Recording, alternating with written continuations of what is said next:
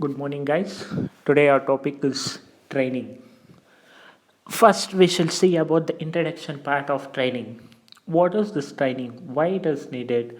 What are the uses of this training? These are the various aspects today we are going to discuss here. Basically, training. Training is needed for each and every activity to carry out smoothly. This is the foremost thing. Even he might be a person who is capable of handling the things, he needs some training to avoid the damage or loss of the product or service, whatever it might be. If you're better, if you're better, be at your best. So for that, you need the thing called as training. So today, this is the topic we are going to discuss here. So it might be it is done to carry out your efficiency level and effective level for the topmost position. So based on this training, it makes you to perform effective as well as efficient. So we shall go on with the meaning. Training is an organized procedure by which people learn knowledge and acquire and skills they need to definite purposes.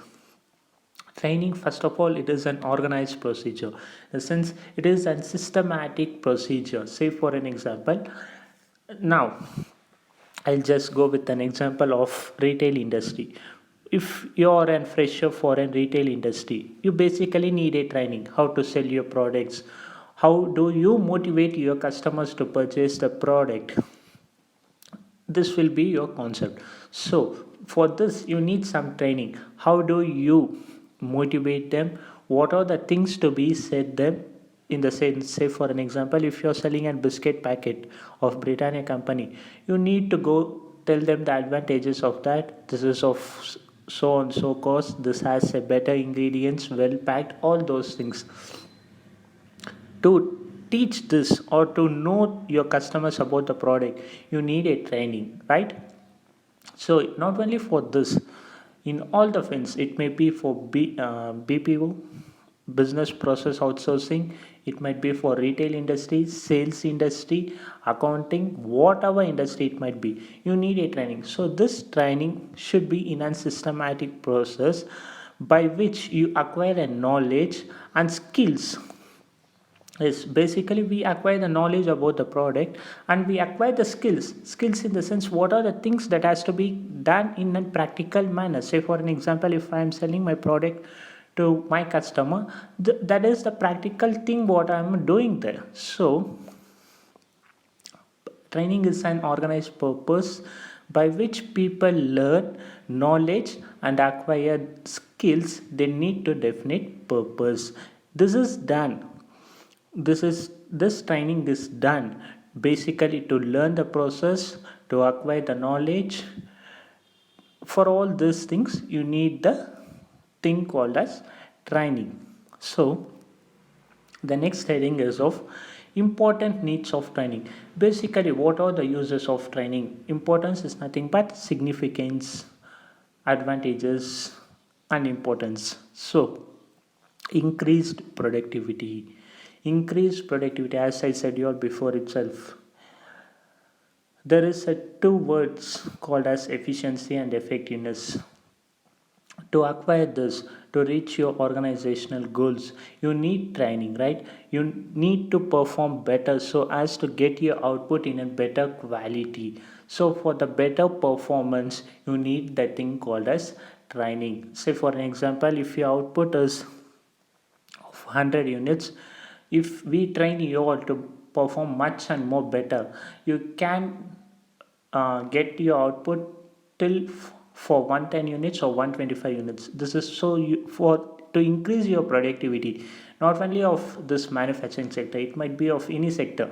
If you are selling your products per day, if you are selling 10, if you have a better training, you can make the work quicker and faster, so that you can even increase your sales, you can increase your units, you can increase your profits. So the first point is of increased productivity. Second point is of Higher employee morale. Morale is nothing but enthusiasm, confidence. To increase your confidence, you need a training, right? Say, for an example, you might not know about the exact ingredients of your product. Then, how will you motivate your customer to purchase that, right? So, if you have a better knowledge of your product, right, if you have a better knowledge of the product, then you will be exact, you'll be having a confidence to sell the product, right? So you motivate your, you motivate even your customer to purchase the product. So this higher employee morale is required, in the sense your confidence is most required, so that you need a training. Next one is of reduced supervision, as this point is foremost thing. Say, for an example, if you are not well trained, there should be one person behind you to always teach you all, right? So if you're well trained and well acquired of knowledge and skills, then there is no need of supervision, right? Then that work will be reduced there. Yes, so your supervision will be reduced, so that even you will be having a free hand to do the things if you're well trained there, right? So that is of reduced supervision. Next point is of reduced accidents, spoiled works, damage to equipment and machinery. As I said you, these things are quite related in the manufacturing sector as well as in the technical sector. If you're doing your better things, if you are well trained, there you can reduce your accidents, you can reduce your damage of materials, right? Because I gave you all a hint about the word called as Six Sigma Chi Square test during your marketing and service management. These are the various tests done to carry the work whether it has been done perfectly or not. So to check your outputs, these are the various tests you have. So to reduce your accidents, to reduce the damage of the materials, you need training. It might be in the manufacturing unit, as well as in the transportation, as well as in the sales, as well as in the accountancy. If you're maintaining the data, if you're well trained how to maintain the data, then you can reduce your errors, right? You can reduce your errors. So even for this, you need a word called as training. Next one is of increased organizational stability and flexibility. Stability means the ability of an organization to sustain its effectiveness despite the loss of key personnel. Say, for an example, even if there is loss in an organization, you should have some flexibility to work under that. Say, for an example, if some organize, when you have a loss, automatically your organization goals will definitely change there. So, even if it changes, you should be capable of handling the things. When you're flexible, say, for an example, when we speak about the time, usually the working hours will be 8 to 9 hours. I'm just telling about the time here. Usually it will be 8 to 9 hours.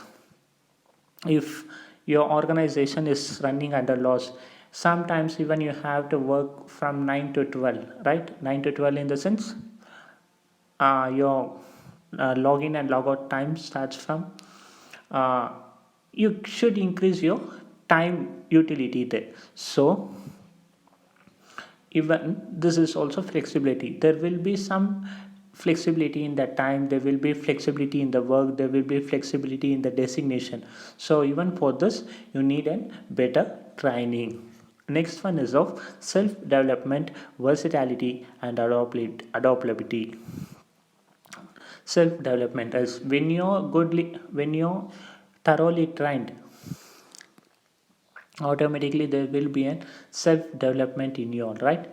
So this self development makes you to adopt all the things that takes place in the nature. As I said, you all in your fifth point, even if there is some losses, even there is some accidents, you can adopt the things and you can be versatile in the sense you can change according to the situations.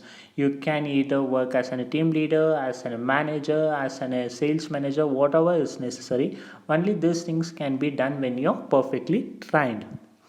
Next thing is of reduced turnover and absenteeism is when the employees are so well trained, they experience the direct satisfaction associated with a sense of achievement and knowledgeable knowledge. There is very little scope for worker dissatisfaction, complaints, absenteeism, and labor turnover. When you're good, thoroughly trained, even you don't quit from your jobs, right? This definitely works a lot because when you're thoroughly trained, there is no need of asking someone to clear your doubts, right? So this leads to the reduce of absenteeism in the nature. Next point is of talent search. Is training also helps in locating talents and giving them ample scope for further development by means of quick promotion. It also enables spotting of mistakes made in the selection of workers. Is when you're during this training period, example is of a military. Even if you would have selected the persons during the training period, it might be for 6 months or 1 year. During that training period, even we can filter your which person or which guy is suitable for that exact job. Say for an example, if there are 10 persons who has applied for this job, out of that 5 will be recruited. For those 5, we provide the jobs, but out of those 5 we need a team leader there, right? So how do we select a team leader there? Out of this 5, who is capable of handling the situations, we make them as a team leader. This is what the thing is. So for this we need a training. So even training also can be said as a part of filtration, in the sense even during your training we can filter or sort out the candidates as we are required or as we are in need of. The next one is of types of training. Types of training is of 4. First one is of induction or orientation training. Is this is the training. Even we usually college celebrates an orientation day. As soon as you enter to your PU or degree level, for a day or for an few hours, we'll be having an orientation training. Under this orientation training, we'll be letting you all to know about our college, about the subjects, about the scope of the subjects, all those various things. In the same manner, in this training, they let you all to know about the turnovers of the company, the sales, the profit, okay, various things, your surroundings, your environment, all those things can be known to you all on the orientation day, or on this term is called as induction or orientation training. Next one is of job training. Job training is a thing exactly done based on your designation. Say for an example, if I am working as an manufacturer, okay, in a manufacturing unit of some nets or bolts, so on based on my designation they provide me the training. Usually these things takes place in all the organizations. Even in the retail industry, if you are a sales executive, hardly 15 days once or one monthly once you'll be having your job training. Based on that, how do you can promote your products much and more, so that this thing is called as job training. Next one is of promotional training. Is if you're in the level of promotion, then even for this to fill the vacancies, they provide you all the promotional training. Say for an example, to adopt some various techniques, tools, for all those things you need an promotional training. Next one is of refresher training. If you're pastly working on the same designation for so many years, then you need some refresher training. Say for an example, before all we used to have the books, we used to maintain all the accounts, ledgers, all those things in the books. Suddenly this books all vanished and a new element or new thing came into existence, that is nothing but your computers. So whenever you use your computers, you need some training, so that is called as refresher training. So these are the various 4 points or types of training. Next point is of methods of training and development.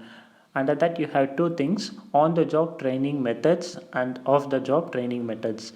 On the job training, OTJ, is This also can be called as OTG. This is the training where you learn about the practical things there. Say for an example, this things usually takes place in the engineering or in the marine insurance, I mean on the marine sectors, all those things. Say for an example, if you're working as a civil engineer, or if you're working even as in a retail industry.